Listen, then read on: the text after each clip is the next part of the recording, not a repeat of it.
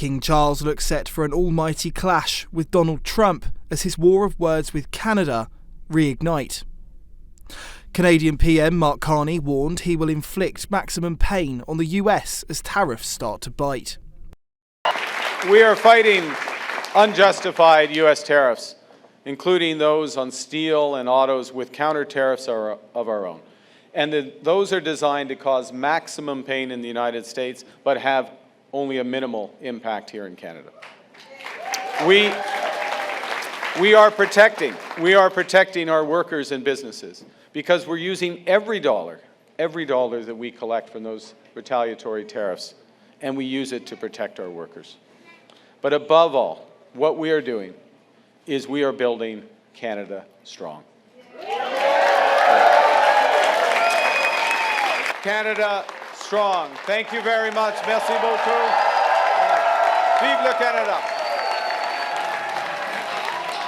King Charles took the opportunity this week to affirm his status as King of Canada in a speech to the Italian Parliament as a veiled show of support and strength. We have remembered the British and Allied servicemen who gave their lives in the liberation of this country 80 years before.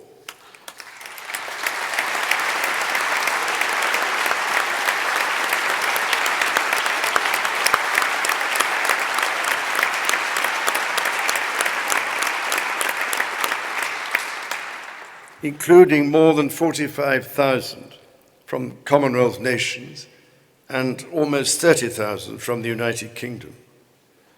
My grandfather, King George VI, visited British and Allied troops in July and August 1944, staying at an HQ near Arezzo. Tomorrow, in Ravenna, as King of the United Kingdom and of Canada, I will have the great honour of commemorating the 80th anniversary of the liberation of that province, together with President Mattarella, in which British and Canadian forces played a key role. And as head of the Commonwealth, it will be my signal privilege to recall the indispensable role played by many troops from the Commonwealth as well as other allied nations. And we remember, too, the terrible suffering of the Italian civilian population, as well as the heroism of the resistance. After Trump vowed to turn the country into the 51st state. Canada and the United States, that would really be something. You get rid of that artificially drawn line, and you take a look at what that looks like. And it would also be much better for national security. Don't forget, we basically protect Canada. He believes that Canadians would benefit greatly from becoming the 51st state of the United States of America. And I actually looked into some of the research about the cost of living in Canada, and the cost of living is much higher than it is here in the United States of America. The average cost of a home in Canada is much higher. In Quebec, the highest tax rate for an income of $150,000 or more is 53.3%, more than half of Canadians' incomes they are being taxed on. So the president has made it clear that he believes Canadians would be better served economically, militarily, if they were to become the 51st state of the United States of America. A split emerged between Keir Starmer and the King. Starmer refused to back the country. We have been taken advantage of like no country has ever been taken advantage of. Thank you very much. And look, we had a really good discussion, a productive discussion, a good discussion, as a result of which our teams are now going to be working together on an economic deal. Our teams are going to be working together on security in Ukraine.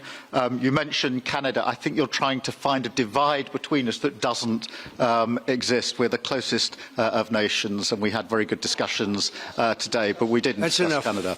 Thank you. Please.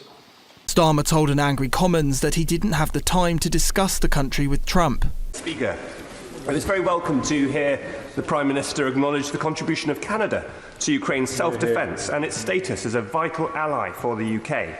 Last week, the Prime Minister was asked in the US by the press about President Trump's repeated calls for Canada to become a state within the US. The PM answered that he and Trump didn't address that issue, didn't address Canada. Yet, wasn't this meeting a good opportunity to remind President Trump about sovereignty independence, including that of Canada? Yes, but it's a serious point. In the time we had available, I was most anxious to discuss the question of security guarantees, and that's why I devoted the vast amount of time I had there. But on the question of Canada, I think we should be absolutely clear. Canada is a vital ally to the United Kingdom, to the Commonwealth, and has played a leading part in relation to Ukraine, not least on the vital training that they have provided. And we should be very proud of what the Canadians have done. Canadians felt let down by Britain.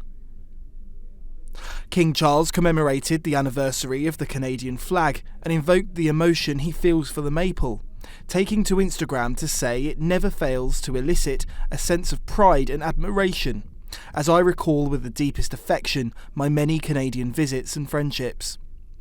In Canada, Trump's tariffs are really starting to bite. We're facing now a different crisis. President Trump is trying to fundamentally restructure the international trading system. And in the process, he's rupturing the global economy. We've seen the impact of this chaos. Volatility in global financial markets, retirement savings being put at risk. And here in Canada, President Trump's tariffs are threatening Canadian labour and Canadian business.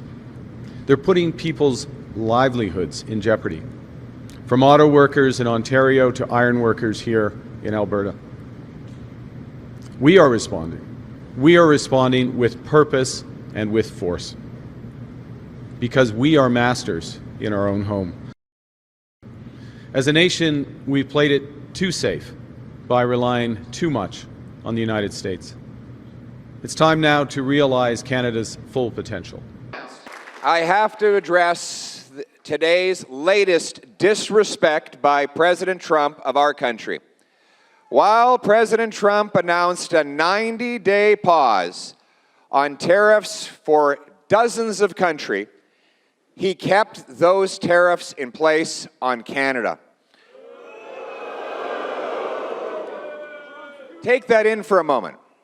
Almost every country in the world got a pause on American tariffs, but not us, America's best friend. Car plants are already closing down as the economy suffers. Well, I hope it doesn't come to retraining, because hopefully this plant's going to reopen. It's a temporary shutdown. I've mentioned my concerns to the CEO of Stellantis and how we need to have this plant up and going, which it should be up and going. We got, as you know, the auto tariffs this week from the United States. That's tough. That's tough. That fight, the fight started with getting respect from the United States. Canada's a sovereign country. It doesn't matter who's in this role. There's only one title for the person who's in the role. My predecessor, myself, whoever comes after me, it's Prime Minister. It's not the thing that begins with G, but it's that we're a sovereign country. Now, we have that respect from the President. That's the first step. But the core of fighting at the moment is matching in an intelligent way. You can't be quite intelligent in some of the software that you guys are producing, but in an intelligent way against the tariffs that are being put in place. And so what we're doing is to have a maximum impact on the U.S., so it gets their attention, it makes them think, it makes them react, but the minimum impact on us here in Canada. The conflict with the US has ignited a sense of affection for the King and Britain in general.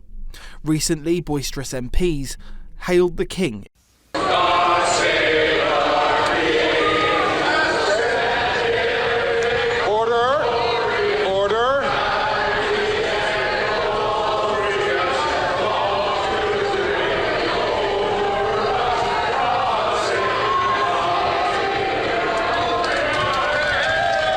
And it seems Canadians are generally grateful for the King's show of support.